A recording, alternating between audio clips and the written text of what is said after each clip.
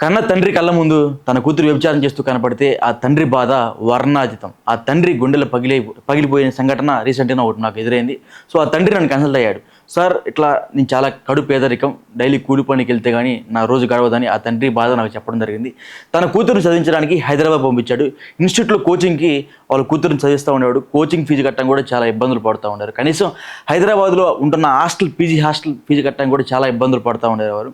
So అదే టైంలో ఆ అమ్మాయి కూడా డబ్బుల కోసం నానా బాధలు పడేది. కనీసం ఇంటి దగ్గర నుంచి వాళ్ళ నాన్న దగ్గర నుంచి సపోర్ట్ లేకుండా చాలా బాధలు పడుతూ ఉండేది. వాళ్ళ అమ్మగారు కూడా చనిపోయారంట.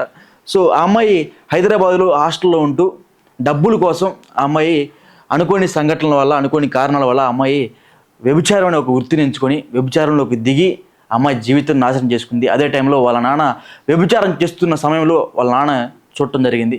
సో ఇది ఒక చాలా మల్టిపుల్ కాన్సిక్వెన్సెస్ సంబంధించిన ఒక స్టోరీ ఇది.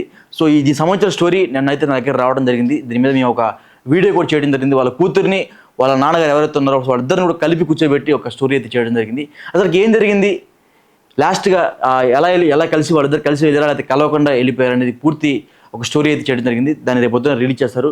సో ఖచ్చితంగా దాని మీద మీ ఒపీనియన్ ఏంటో కింద కామెంట్ రూపంలో తెలియజేయండి.